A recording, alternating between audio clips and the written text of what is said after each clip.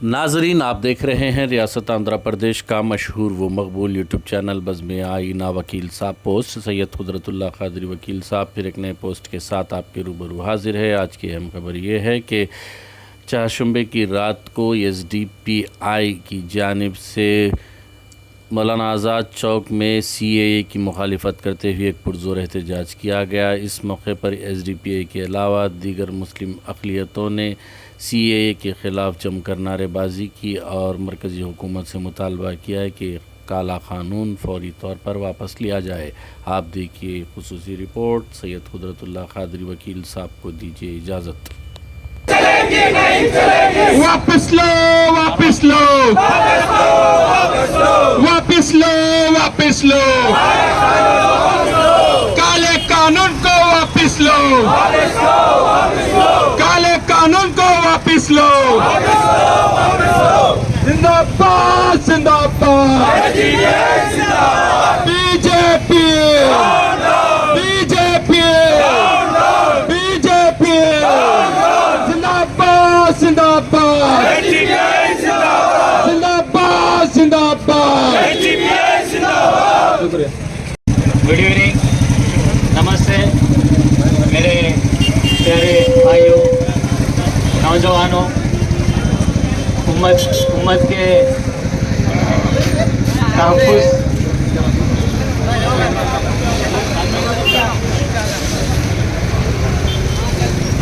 मुस्लिम उम्मत के तहफ़्फ़ुज़ के लिए हर हमेशा आपके सामने अभी बहुत देर से देख रहे हैं।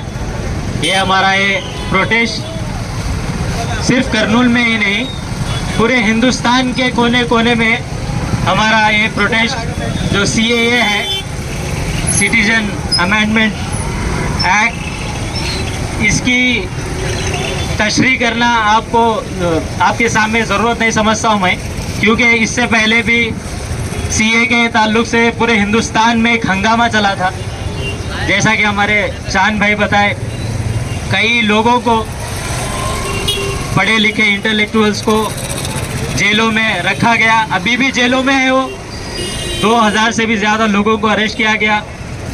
जैसा कि हमारे SDPI के लीडर्स भी अपनी जान की, माल की कुर्बानी देकर अभी जेलों में है। मैं हमारे करनूल के शहर के लोगों से गुजारिश करता हूं कि रमज़ान का महीना चल रहा है, आप सब से गुजारिश है, हमारे जो भी भाई जेलों में बंद है उनकी रिहाई के लिए आप दुआ करें। आपसे उम्मीद करता हूं कि आप उनके लिए दुआ करेंगे, क्योंकि आप जिस आराम के साथ घरों में रह रहे हैं उसके पीछे कई लोगों की कुर्बानी है। जैसा कि social democratic party of India है और भी कई पार्टीज़ हैं जो लगातार CAA के ख़िलाफ़ कई तहरीकें चल रही हैं, जेलों में बंद है। तो ये सिर्फ एक गुमराह करने का एक तरीक़ा है, वो BJP का, भारतीय जनता पार्टी, जो हिंदुस्तान की पॉलिटिकल पार्टी है, जो रूलिंग में है नेशनल में। उनका मेन मकसद क्या है? जो भी नाकामयाबियां हैं, उनके लूप होल्स है, उसको छुपाने के लिए फिर एक मुद्दा लाया गया है जो CAA है। जैसा कि मस्जिद और मंदिर का तो मुद्दा हो गया, बाबरी मस्जिद की जगह पर मंदिर बना दी गई, तो वो ख़त्म हो गया वो मुद्दा। तो अब फिर एक हिंदू मुसलमान का एक मुद्दा चाहिए उन्हें, तो वो फिर एक मुद्दा है CAA। ये मुद्दे को लेकर फिर हिंदुओं के अंदर, मुसलमानों के अंदर नफरत पैदा की जाएगी और वोट बटोरा जाएगा फिर से एक बार। तो आप सब लोगों से गुजारिश है, ये जो एक्ट है CAA सिर्फ एक गेम है वोट लेने का इनके पास, उससे हटकर कुछ भी नहीं। CAA फिर NRC, एक तरफ से वो कहेंगे कि ये लोगों को सिटीजनशिप देंगे, फिर एक तरफ से NRC लाएंगे और इनको नहीं देंगे। तो ये सब अमित शाह, मोदी, जो भी BJP की टीम है, पूरे हिंदुस्तान में लोगों को गुमराह करना और अपना सत्ता यानी सत्ते पर बैठकर रहना, अपनी कुर्सियों को जमा कर रखना, यही काम है उनका। तो मैं आप सबसे गुजारिश करता हूं कि हमारी इस political party social democratic party of India को आप साथ दें, ताकि आने वाले दिनों में जो भी लोगों के खिलाफ बिल्स बनते हैं उनके खिलाफ ठहर कर काम करने के लिए तो हमारे पास प्लेटफॉर्म है social democratic party of India. इसके पीछे अवाम अगर समझकर आएगी तो जो भी वो इम्प्लीमेंट करने की कोशिश करेंगे, जिस तरह पिछली बार भी ये सीए को वो वापस लिए हैं, फिर एक बार वो ट्राई कर रहे हैं कि अवाम सो गई है समझकर, लेकिन आपके दरमियान एसडीपीए अभी जिंदा है। आप तक जो भी आपके खिलाफ बिल बनेंगे वो आप तक ये बात को अवाम तक लाएंगे। तो आपसे मैं उम्मीद करता हूं कि आप इस बार social democratic party of India को इलेक्शंस के अंदर, जैसा कि हमारे करनूल से हमारे खलील भाई उम्मीदवार हैं एमएलए के लिए, और एमपी के लिए हमारे डिस्ट्रिक्ट प्रेसिडेंट जहांगीर अहमद वो एमपी के लिए उम्मीदवार हैं। तो इंशाल्लाह मैं उम्मीद करता हूं कि आप एसडीपीए को इस बार वोट देकर, देखो कई लोग कई 100 बातें बोलेंगे कि आप फिर आ गए क्या जिंदा होकर, इतने दिनों से कहाँ थे आप। ये सब नहीं, जो पॉलिटिक्स जानती, जिनको पॉलिटिक्स का नॉलेज है, वो समझते हैं कि social democratic party of India किसके लिए है और किसके लिए काम कर रही है। ये इंटरनल सबको मालूम है, लेकिन सिर्फ इसे आपका वोट चाहिए। इंशाल्लाह एक बार आप हमें मौका दें, social democratic party of India के उम्मीदवारों को। इंशाल्लाह आपके सामने आप जिताएं तो भी काम करेंगे, नहीं जिताएं तो भी काम करेंगे, लेकिन हम लोग अगर असेंबली पार्लियामेंट में गए तो हमारी आवाज़ उठाने में आसानी होगी। तो आप सब लोग हमारे साथ इंशाल्लाह हमारे चंद भाई स्लोगन्स देंगे। आप सब लोग एक बुलंद आवाज़ के साथ सब हमारे भाई इंशाल्लाह हमारा साथ दें। किस तरह के लीडर्स को हम वोट डालकर पार्लियामेंट को और असेंबली को भिजाने का काम कर रहे हैं। 70 पर 6 साल में आज तक मुसलमानों की बात, दलितों की बात करना तो दूर, उनके खिलाफ ही कानून बन रहा है, जबकि देश जमहूरी मुल्क है। मुल्क का एक तरीका क्या है, यहाँ पर वोट डालकर अवाम ही नायकों को, पार्लियामेंट को और असेंबली को भिजाती। वो लीडर्स जो अवाम का वोट लेकर किस तरीके का काम करना चाहिए, अवाम के फेवर का काम करना चाहिए या अवाम के खिलाफ का काम करना चाहिए, ये जानने की जरूरत है। प्यारे भाइयों, आजाद हिंदुस्तान के बाद सीएए को लाने की जरूरत क्यों पड़ी, एनआरसी को लाने की जरूरत क्यों पड़ी? क्योंकि बीजेपी का एक मतलब है यहाँ एनआरसी लाने के पहले सीएए को लाना, क्योंकि जो बांग्लादेश से, श्रीलंका से, पाकिस्तान से, अफगानिस्तान से आने वाले हिंदुओं को वो सिटीजन बनाकर जो मुसलमान हैं उनको सिटीजन नहीं देंगे। हम मुसलमानों को समझने की जरूरत है, टारगेट में कौन है। टारगेट में आया है मुसलमान। आज मुसलमान जान सकता नहीं कि टारगेट में कौन है। टारगेट में हिंदू नहीं, टारगेट में मुसलमान है। मुसलमान को टारगेट कर कर ये कानून बना रहे हैं। ये कानून बनाकर मुसलमानों को यहाँ से डिटेक्शन सेंटर में डालना है। यहाँ पर मुसलमानों को सेकंड सिटीजन बनाने का है। मुसलमानों को ऐसा जैसा कि नौकर को रखा जाता है, जैसा कि खास घर वाला नहीं, किराए के मकान में रखने वाला है। जैसा कि ओनरशिप नहीं, गुलामशिप देना चाह रहे हैं। हम मुसलमानों को जानना चाहिए ये 70 सालों में हमारे को मिला क्या। 70 सालों में मुसलमान कभी सीएमओ नहीं बने, कभी मिनिस्टर नहीं बने, कभी चीफ मिनिस्टर नहीं बने, कभी प्राइम मिनिस्टर नहीं बने, कहाँ भी गवर्नर नहीं बने। क्या वजह है?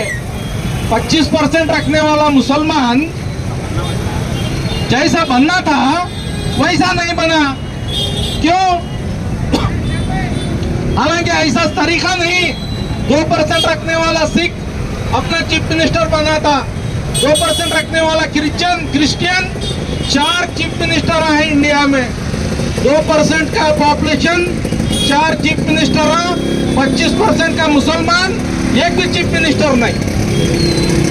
क्या इतनी अफसोस? क्यों ऐसी हालत हमारी? आज बड़े बड़े पार्टियां मुसलमानों को एक एमएलए का पोस्ट दे डालते हैं, उसको बोल देते हैं मियाँ तू कैसे भी करके जीत के आ जा, तो हमें बोले सर का सुनना। तो आने के बाद तेरी बात, तेरे कौम की बात, मुसलमानों की बात यहाँ पर नहीं करना।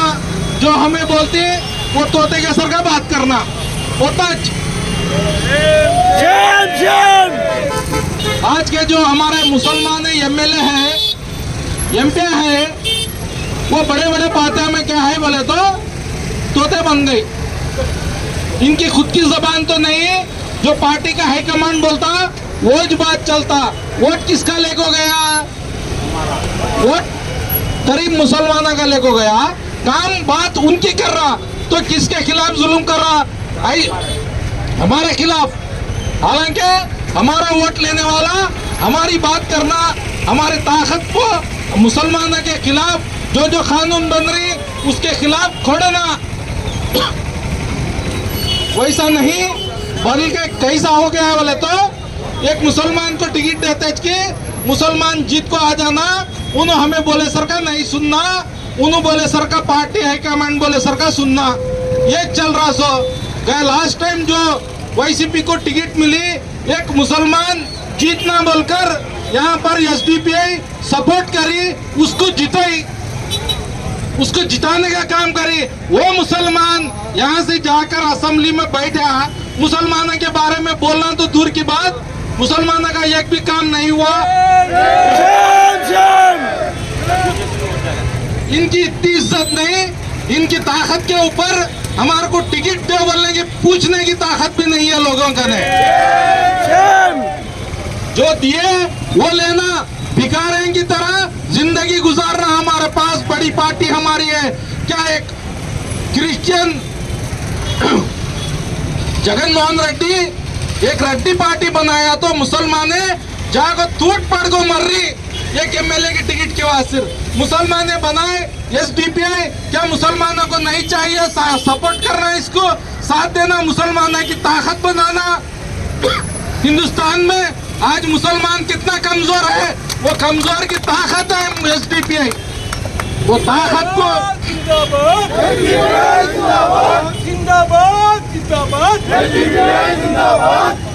अब इलेक्शन का मोमेंट है, आएंगे, टोपी लगाकर आएंगे और आके बोलेंगे मैं मुसलमान हूँ, मुझे टिकट मिली है बड़ी पार्टी से, मैं जीत के आता हूँ। जीत को आने के बाद काम पार्टी क्या करता? बात पार्टी क्या करता? हाईकमांड जो बोले वो सुनता। इसकी इतनी ताकत नहीं कि अपने वोट लेकर जाने वाले गरीब मुसलमानों के बारे में बोल सके। क्योंकि टिकट उन्होंने दिया है, इसकी ताकत के ऊपर टिकट क्या भी नहीं मिली है। 5 साल कर्नूल का एमएलए बनने वाला एक एमएलए वो खुद अपनी ताकत पर यह नहीं पूछ सकता कि मेरे को टिकट दे, क्योंकि इसकी ताकत कितनी है ये काम करने में जीरो है। कर्नूल में जो व्यवस्था में काम करा है उसमें 40% का करप्शन करने वाले एमएलए है। గురించి ఇదొకటే కాదు, ట్రిపుల్ తలాకు అనేక చట్టాలు ఉన్నాయి। ఈ రోజు ఉత్తరాఖండ్ లో యూసీసీ యూనిఫామ్ సివిల్ కోడ్ ని ఇంప్లిమెంట్ చేస్తున్నారు। నికా చేసుకోకూడదు, నువ్వు రిజిస్టర్ మ్యారేజ్ చేసుకోవాలా, 4 పెళ్లిళ్ళు చేసుకుంటే ఎత్తి లోపలేస్తాం. అంటే మాకున్న ముస్లిం లా ప్రకారం కూడా మేము ఈ దేశంలో బతకకూడదు అని ఈరోజు యూసీసీ చెబుతుంది. అలాంటి చట్టం ఈరోజు ఇంప్లిమెంట్ అయింది. అది కూడా దేశవ్యాప్తంగా మేము గెలిస్తే ఇంప్లిమెంట్ చేస్తామని వాళ్ళు చెప్తున్నారు. పోతుంది. రెండో పౌరునిగా ఇక్కడ ముద్ర వేయబడతారు. ఎవరైతే రెండో శ్రేణి పౌరులుగా మిగిలిపోతారు, వాళ్ళకు ఓటు హక్కులు ఉండవు.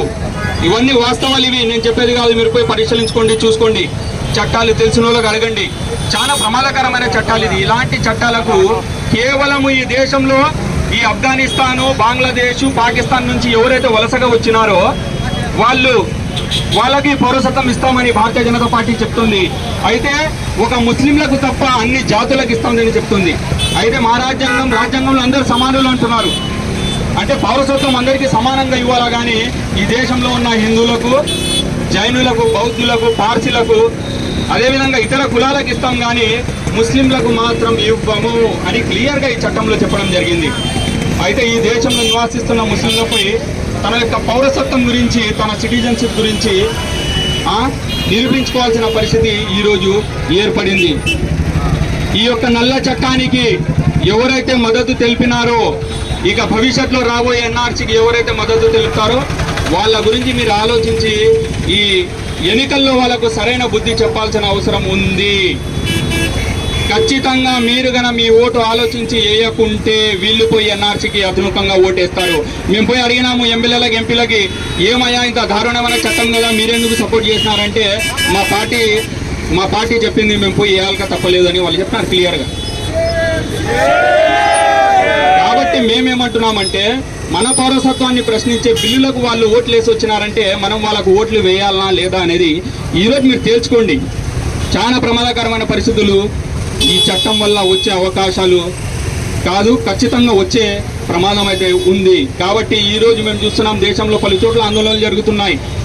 ఎవరైతే ఇంతకుముందు ఈ చట్టాల గురించి పోరాడినారో, జేఎన్యూ విద్యార్థి సంఘము, ఉమర్ ఖాలిద్, షర్జిల్ ఇమాము, అదేవిధంగా అనేక మంది విద్యార్థులు, పీజీ స్కాలర్ చదివే విద్యార్థులు, వాళ్ళు స్వరూప అనే ఒక మహిళ, ప్రెగ్నెంట్ మహిళ అయితే లాక్డౌన్లో 2000కు పైగా అరెస్టులు జరిగినాయి. కేవలం ఈ చట్టానికి దీనికి వ్యతిరేకంగా పోరాడినందుకు భారతీయ జనతా పార్టీ 2000 మందిని నిండు లాక్డౌన్లో ఎవరి ఇంట్లో బయటికి రాని పరిస్థితుల్లో 2000 మందిని దేశంలో అరెస్ట్ చేసినారు. అందులో ఎస్డిపి నాయకులు కూడా ఉన్నారు. మీరు చూసినారు మాపై ఎన్ని పరిస్థితులు ఈ చట్టం కారణంగా వచ్చినాయి, పోరాటం కారణంగా. ఆయుసులు బుక్ చేసినప్పటికీ, మా పైన అన్ని ఒత్తిళ్లు ఉన్నప్పటికీ మేము ఈరోజు ఈ చౌక్ సెంటర్ను నిలబడి దీన్ని వ్యతిరేకిస్తున్నాము. దేవుని దయ వల్ల మేము ఈ వ్యతిరేకంగా పోరాడే పార్టీలకు మీరు ఖచ్చితంగా ఓటు వేయాలని మేము చేస్తున్నాం. మొన్ననే మేము సుప్రీంకోర్టులో పోయినాం, పిటిషన్ వేసింది ఎస్డిపిఐ పార్టీ. ఢిల్లీ సుప్రీంకోర్టులో దీన్ని మేము సవాల్ చేసినాం, స్టే ఇవ్వాలని కోరినాము. మా లాయర్స్ ఇప్పటికీ అక్కడ ఉన్నారు, ఆర్గ్యుమెంట్ వాదనాలు జరుగుతున్నాయి. మా శక్తి మేరకు మేము ప్రయత్నం చేస్తున్నాము. మేము అధికారంలో లేము, మాకు ఎమ్మెల్యేలు లేరు, ఎంపీలు లేరు. అయినా కానీ మా శక్తి మేరకు మేము భారత రాజ్యాంగం ఇచ్చిన ఈ ప్రజాస్వామ్య హక్కుతో మా బాధ్యతగా మేము ఈరోజు నిలబడి ఇక్కడ ఈ చట్టానికి వ్యతిరేకంగా మేము పోరాటం చేస్తున్నాము. ఎవరైతే ఈ చట్టానికి అనుకూలంగా ఈ చట్టం వచ్చేందుకు ఓటు వేసినారో వాళ్ళకు మీరు ఓటు వేయాలనా లేదా దీనికి వ్యతిరేకంగా పోరాడుతున్న వాళ్ళకు ఓటు వేయాలో మీరు ఆలోచించి వేయండి. మీ భవిష్యత్తులో రాబోయే తరాలు మిమ్మల్ని ప్రశ్నిస్తాయి, మీరెందుకు పోరాడే పార్టీలోకి వేయలేదని. ఎందుకంటే పరిస్థితులు దారుణంగా వస్తున్నాయి. అక్కడ అస్సాంలో పోయి ఒకసారి మీరు చూడండి, ఈరోజు పరిస్థితి ఏముందో చూడండి. తల్లి ఒక డిటెన్షన్ క్యాంప్లో ఇలా నుంచి పోటీలు చేయొద్దని మేము మీకు మనవి చేస్తున్నాం. మీరు వేరే పార్టీల నుంచి పోటీ చేయండి, కానీ ఈ చట్టానికి అనుకూలంగా ఓటేసిన పార్టీలతో మీరు పోటీ చేయొద్దండి. వాళ్ళు చేస్తారు వాళ్ళ పనులు వాళ్ళకు ఉన్నాయి, కానీ అలాంటి వాళ్ళకు ఓట్లు వేయాలో లేదో మీరు తేల్చుకోండి. ఇది మీ బాధ్యత. ఖచ్చితంగా ఆలోచించి ఓటు వేయాల్సిన పరిస్థితి ఉంది. కాబట్టి social democratic party of India ఈ చట్టానికి వ్యతిరేకంగా దేశవ్యాప్తంగా నిరసన కార్యక్రమాలు చేపడుతుంది. ఇందులో భాగంగానే ఈరోజు కర్నూలులో కూడా మేము నిరసన కార్యక్రమం చేపట్టాం. ఈ చట్టం రద్దయ్యేంత వరకు మేము చట్టపరంగా పోరాడతాము, ప్రజాస్వామ్యబద్ధంగా రోడ్లపై రద్దు చేయాలి నల్ల చట్టాన్ని వెంటనే, రద్దు చేయాలి నల్ల చట్టాన్ని వెంటనే, వెనక్కి తీసుకోవాలి సిఏఏను వెంటనే, వెనక్కి తీసుకోవాలి సిఏఏను వెంటనే. मोदी तेरी तानाशाही नहीं चलेगी, नहीं चलेगी। अमित शाह तेरी मनमानी नहीं चलेगी, नहीं चलेगी। मोदी तेरी तानाशाही नहीं चलेगी, नहीं चलेगी। अमित शाह तेरी मनमानी नहीं चलेगी, नहीं चलेगी। बीजेपी बीजेपी बीजेपी డౌన్ ఈ చట్టానికి అనుకూలంగా ఓటేసిన పార్టీలు, డౌన్ ఈ చట్టానికి అనుకూలంగా ఓటు వేసిన పార్టీలు జిందాబాద్ జిందాబాద్ జిందాబాద్ జిందాబాద్। Thank you. आज रोड के ऊपर आकर ये धरने की सूरत में पेश करना सीएए के खिलाफ जो जो पार्टियां सपोर्ट करके इधर अच्छे बनकर दिखा रहे అనే వ్యక్తి కూడా సిఏ ఎన్ఆర్సీ ప్రొటెస్ట్ లో పాల్గొన్నాడు। దేశవ్యాప్తంగా మేము దీన్ని చూసినాం। ఎందుకంటే నువ్వు ఈ దేశ పౌరుని కాదా అని తరతరాలుగా ఇక్కడ నివాసిస్తున్న ముస్లింలను ప్రశ్నిస్తుంది ఈ చట్టం। ఈ చట్టం ప్రశ్నిస్తుంది। ఈరోజు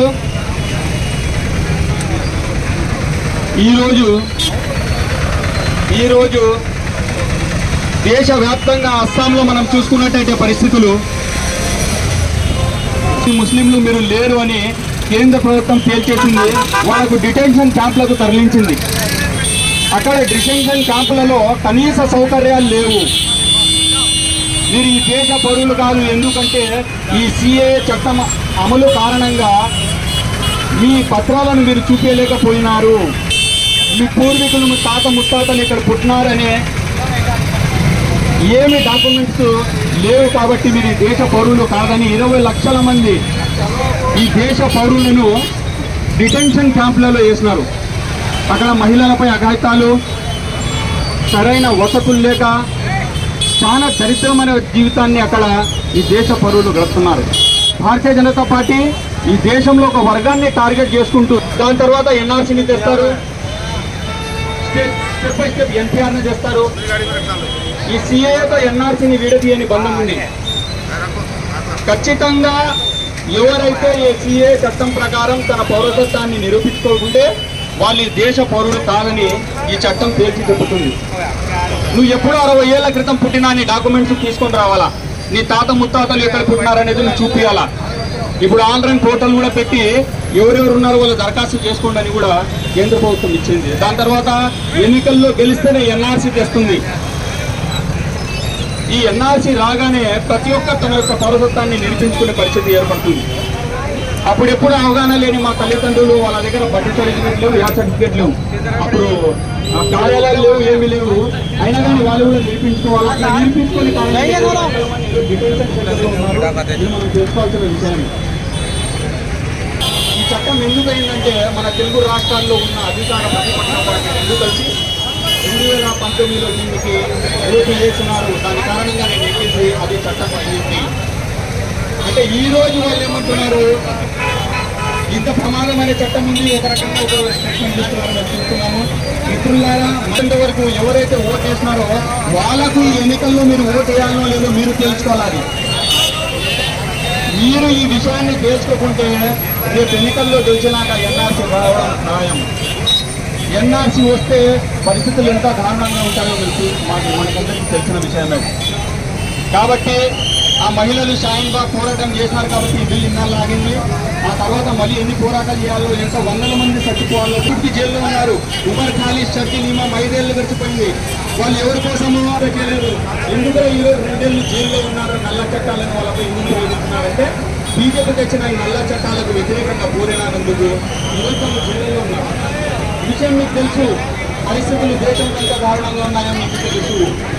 అయితే ఈ ఎన్నికలు వచ్చే సమీపంలోనే ఎవరైతే ఈ చట్టాలకు అనుకూలంగా ఓట్లు వేస్తున్నారో వాళ్ళందరూ మీకు సార్లు వేయడానికి వస్తున్నారు।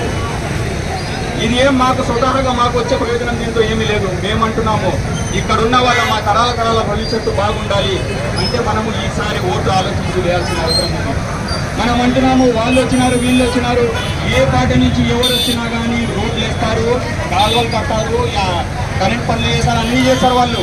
మేము అభివృద్ధి చేస్తాం నువ్వు ఇంటి నుంచి తెచ్చేది ఏమీ లేదు, చేసేది ఏమీ లేదు, మేము కట్టే పనులతో మేము అభివృద్ధి చేయాలా. అది ఎవరు వచ్చినా అభివృద్ధి చేస్తారు, మీలో ఎవరికైనా ఎమ్మెల్యేనా కానీ అథారిటీ మీకు వస్తుంది. అయితే ఈరోజు సమస్య ఏమి, మా ఉనికిని ప్రశ్నిస్తున్నారు. కాబట్టి మీరు గెలుస్తారా, మీరు చేస్తారా, అది ఇది మనం ఎక్కువ ఆలోచించాల్సిన అవసరం లేదు. మనము ఈ చట్టానికి వ్యతిరేకంగా పోరాడే, నిత్యం ప్రజా సమస్యలపై పోరాడే ఈ పార్టీకి మద్దతుగా నిలిచినామనే ఒక మెసేజ్ మనం ఇవ్వాల్సిన అవసరం ఈరోజు ఉంది. నేను చెప్తున్నా కదా, మనం చూసినాం 5 ఏళ్ల పాటు, ఇంతకుముందు గతంలో చూసినాము, ఎవరు గెలిచినా కానీ ఈ అభివృద్ధి అనేది ఈ